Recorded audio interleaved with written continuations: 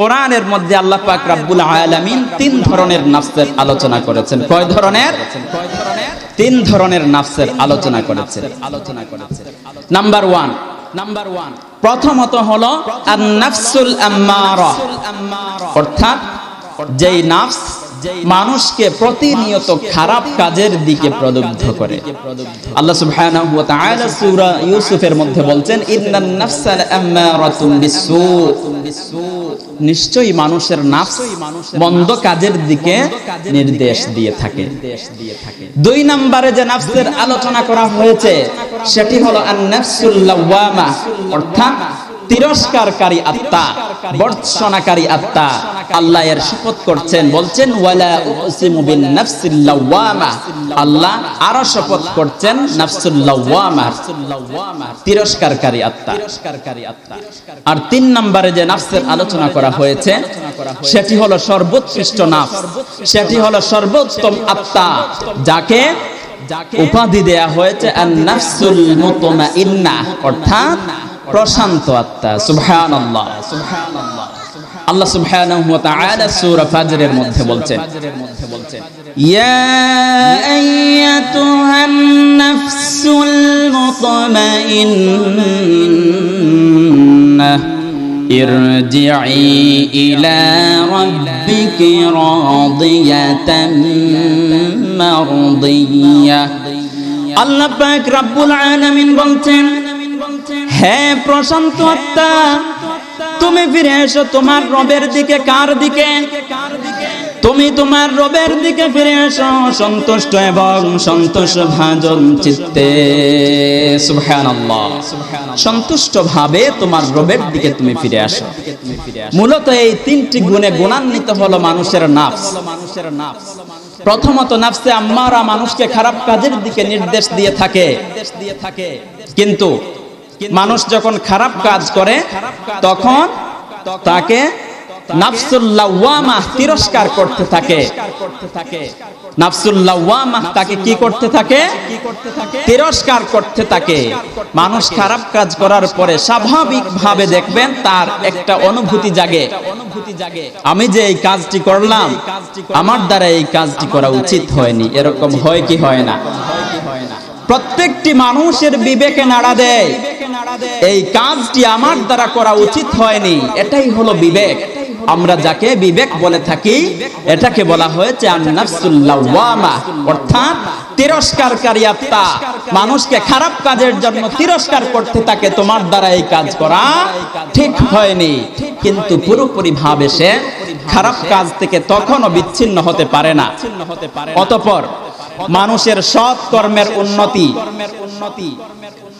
এবং শরীয়তের বিধি বিধানগুলো মানতে মানতে যখন শরীয়তের বিধি বিধানগুলোর প্রতি তার ভালোবাসা জন্মে যাবে এবং শরীয়তের মধ্যে যে হারাম নিষিদ্ধ কাজগুলো আছে ওগুলোর প্রতি তার ঘৃণা জন্মে যাবে, তখন সে কলবুস সালিম, অর্থাৎ একটি সুস্থ হৃদয়ের অধিকারী হয়ে যাবে।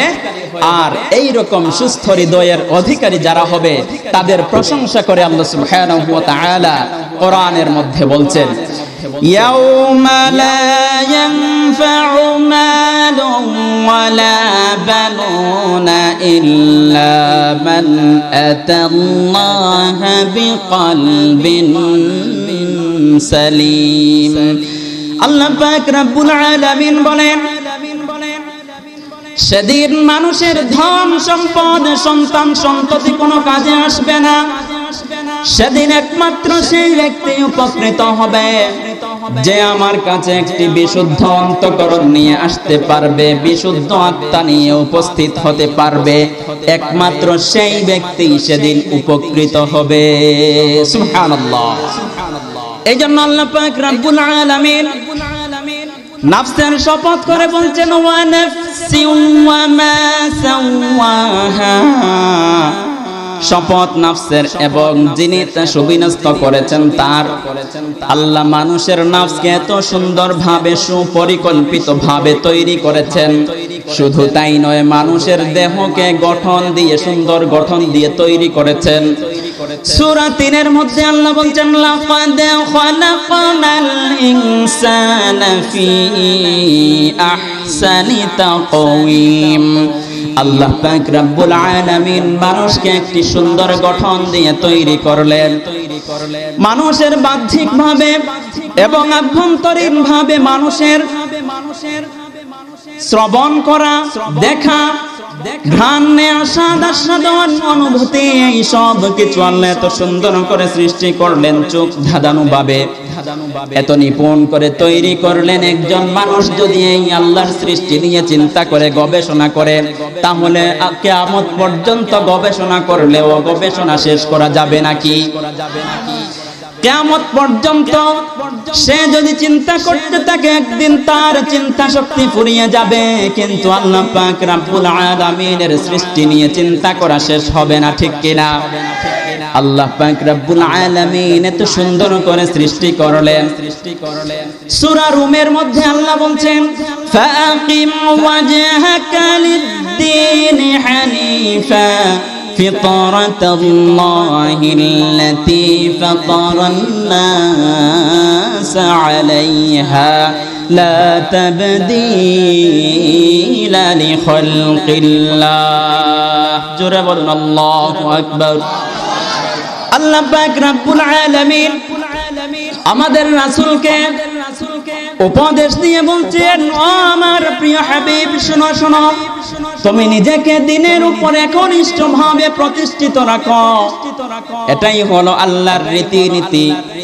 আল্লাহ মানুষকে সৃষ্টি করেছেন, আল্লাহর যে রীতিনীতি দ্বীন ইসলাম, তার ফিতরতের উপরে আল্লাহ মানুষকে সৃষ্টি করেছেন। আর আল্লাহর সৃষ্টির কোনো পরিবর্তন নেই, ঠিক কিনা?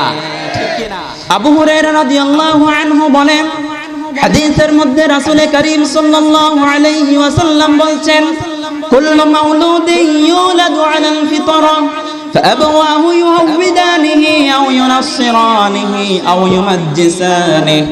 রাসূল করিম সাল্লাল্লাহু আলাইহি ওয়াসাল্লাম বলেন, প্রত্যেক মানুষকেই তার ফিতরতের উপর, প্রত্যেক শিশুকেই তার ফিতরতের উপরে জন্ম দেয়া হয়। এই ফিতরতের ব্যাখ্যায় উলামায়ে কেরাম বলেছেন, ফিতরতের ব্যাখ্যা হলো দ্বীন ইসলাম, অর্থাৎ প্রত্যেক শিশুই দ্বীন ইসলামের উপরে জন্মগ্রহণ করে। এরপরে তার পিতামাতা হয় তাকে ইহুদি বানায়, নয়তো খ্রিস্টান বানায়, অথবা অগ্নি পূজক বানায়, ঠিক কিনা? যেই সন্তান ইহুদির ঘরে জন্ম নেয় সে ইহুদি হয়, ঠিক কিনা? হিন্দুর ঘরে জন্ম নিলে হিন্দু হয়, খ্রিস্টানের ঘরে জন্ম নিলে খ্রিস্টান হয়, আর মুসলমানের ঘরে জন্ম নিলে মুসলমান হয়। সুতরাং আমাদের প্রতিনিয়ত আল্লাহর শুকরিয়া আদায় করা দরকার, কারণ আমরা হলাম উত্তরাধিকার সূত্রে মুসলমান, ঠিক কিনা? সব সময় প্রশংসা করতে হবে কার? কৃতজ্ঞতা জানাতে হবে কার? মুক্তি চাইতে হবে কার কাছে? নাজাত চাইতে হবে কার কাছে?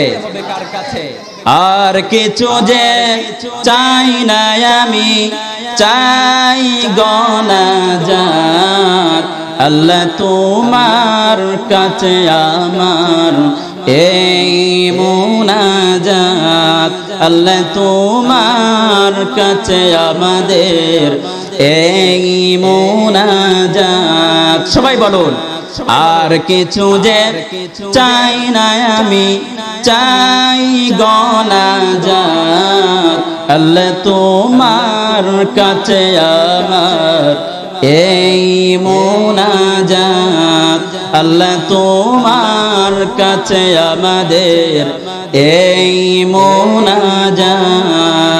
সবাই পড়ুন আমিন।